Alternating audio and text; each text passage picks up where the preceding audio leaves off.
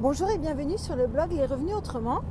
Donc aujourd'hui, une fois n'est pas coutume, je vais faire cette vidéo dans ma voiture parce que je vous avais promis que je vous expliquerai comment est-ce que j'ai fait pour obtenir une mensualité de 98 € pour l'achat de mon troisième appartement.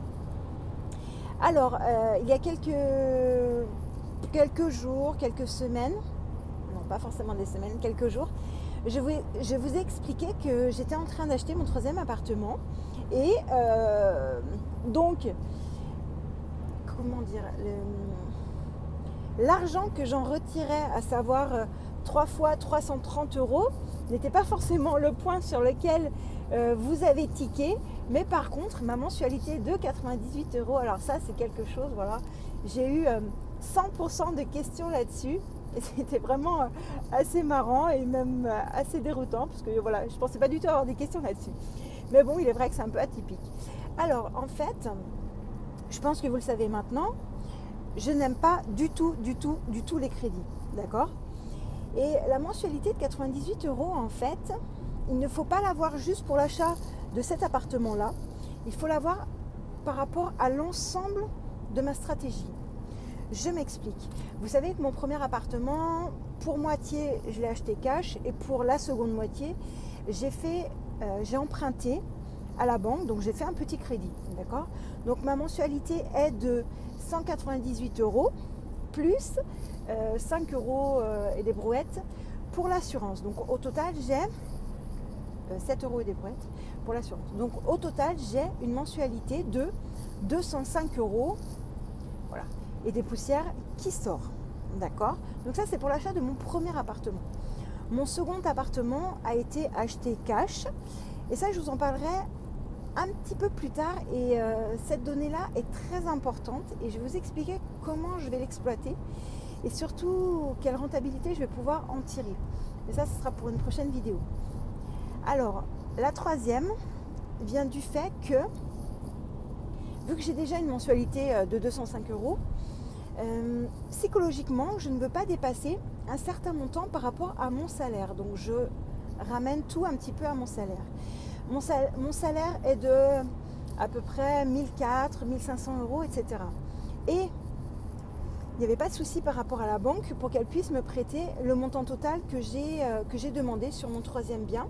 À savoir, je l'ai acheté 53 500 € sur un bien qui était auquel le vendeur souhaitait vendre 80 000 €. Donc, vous imaginez déjà la descente. Donc ça, c'est assez bien. Et ensuite, j'ai emprunté 6 000 € pour me faire une mensualité finale, un budget final de 60 000 €. Donc 53 500 plus 6 000 €, 6 500 €, ce qui nous fait 60 000 € que je dois à la banque. J'ai emprunté sur 20 ans. Et donc, cette mensualité de 98 € au départ n'était pas prévue. Et donc au départ, c'était une mensualité de 300 €. Donc ce qui correspondait pile avec le montant maximum que je me suis fixé par rapport à mon salaire. Donc à savoir 205 €, mais je ramène à 200, plus une mensualité de 300 €.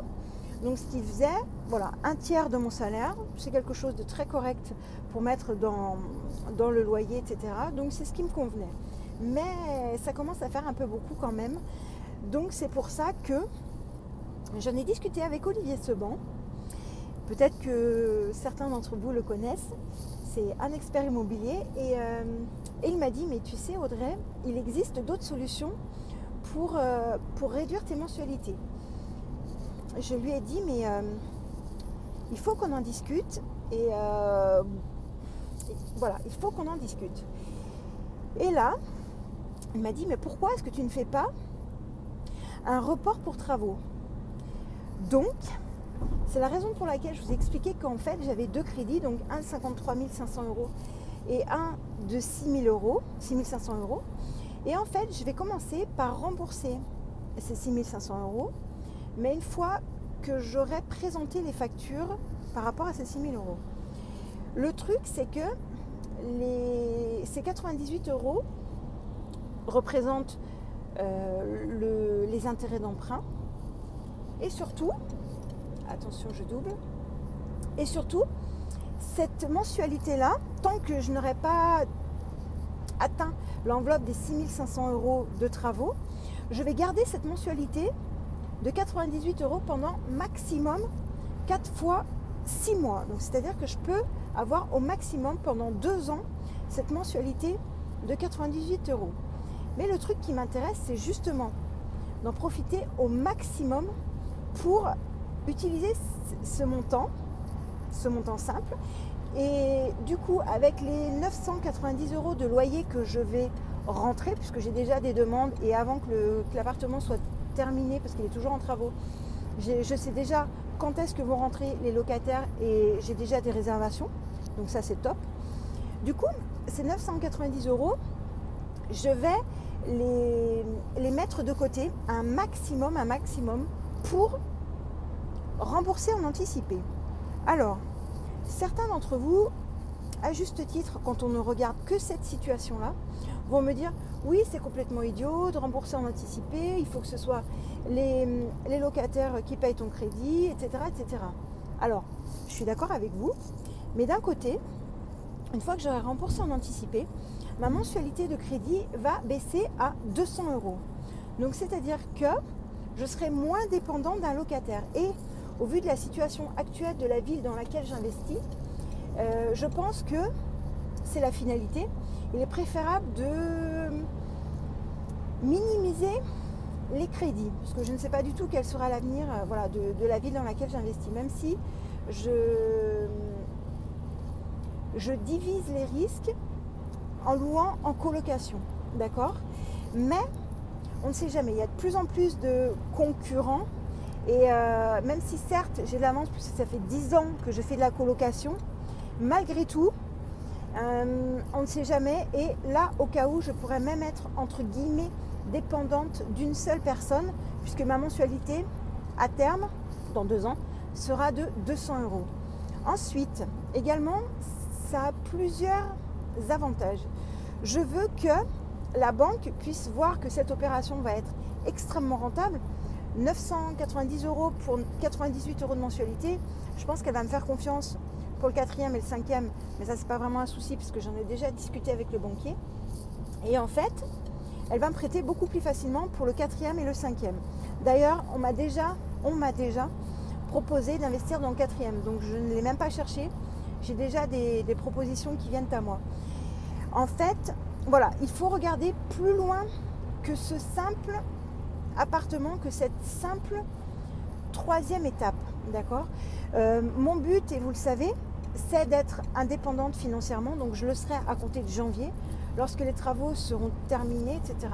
Et je vous ai expliqué ce que je vous ai dit sur mon 2e appartement, ce que je compte faire.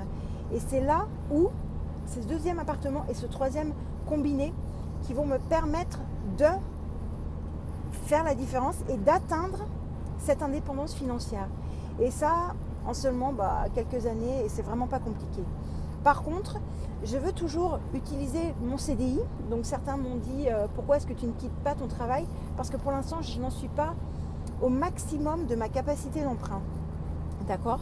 Donc c'est la raison pour laquelle je vais utiliser le reliquat, etc.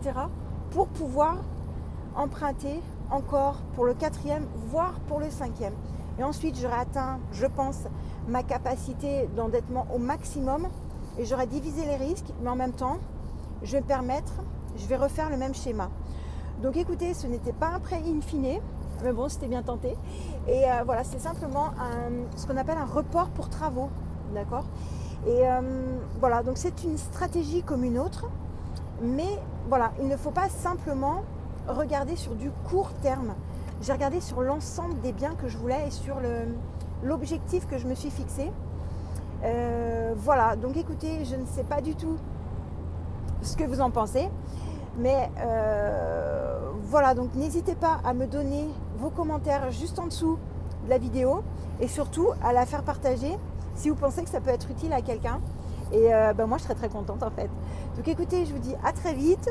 J'espère que c'était audible malgré le fait que je suis en voiture.